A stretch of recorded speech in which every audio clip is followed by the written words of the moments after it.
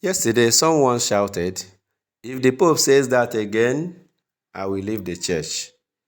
And I asked the person, "Why are you talking of leaving the church? If the Pope says what?"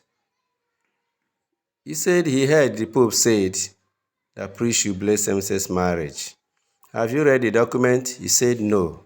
I said, "Okay, no problem.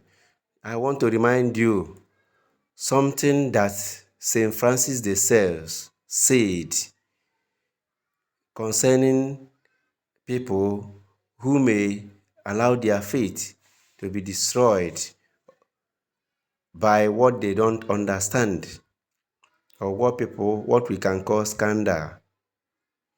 So take time and read the document if you can, but listen to St. Francis de Sales. He said, "Why those who give scandal are guilty of the spiritual equivalent of murder. That is, they are guilty of destroying other people's faith in God by their terrible example. Those who take scandal, that is, those who allow scandals to destroy their faith, are guilty of spiritual suicide." So why do you want to commit spiritual suicide? Because they said, Pope said. Pope has not given you any example. He has only tried to call some people to order.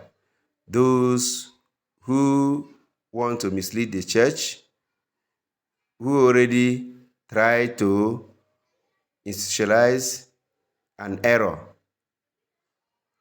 So the Pope now said, no, that's not correct.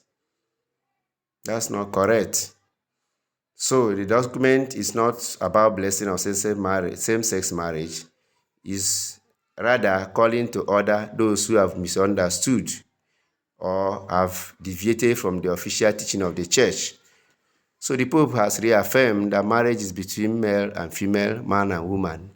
He has not approved same-sex marriage. So, my dear friend, have you heard other things said by the Pope or read other works of the Pope? Or is it only this one they said that you heard? He said he has not heard. And that is my main concern now, that of all the good things the Pope has said, many people never took notice of them. But this is the time for us to know that this Fiducia Supplicans is not the first thing we can hear or the first thing the Pope said. What have we done about so many other things he said? Inasmuch as this one may be very confusing to some who ordinarily have not read the document and may not really understand. So what are other things the Pope has said? In case you don't know, in 2013, the Pope wrote Lumen Fidei, the Light of Faith, and Evangelii Gaudium, the Joy of the Gospel. So I want you to go through and read all that the Pope has said before you leave the church. You will appreciate a lot of things. In 2015, the Pope wrote Misericordiae Virtus, the Face of Mercy, and Laudato Si, on the care for our common home. In 2016, Pope Francis wrote the Amoris Laetitia, the Joy of Love, and Gaudete et Exsultate, on the call to holiness in today's world. The Pope called people to holiness, emphasized the need and the urgency of holiness in today's world. So it's unimaginable he will turn back to say things that will lead people into sinfulness. In 2019, he wrote Christus Vivit, Christ is alive. And in 2020, the Pope wrote Querida Amazonia, Beloved Amazon, and Fratelli Tutti, on fraternity and social friendship. Then in 2022, he wrote Desiderio Desideravi, the liturgical formation of the people of God.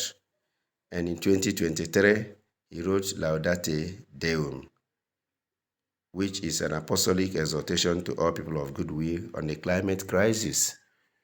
So Go through what the Pope has said in the past and what he's saying now.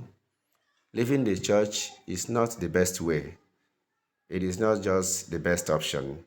Rather, understanding what the church is saying and not living and remaining with God, who is your creator, and worshiping him in the church.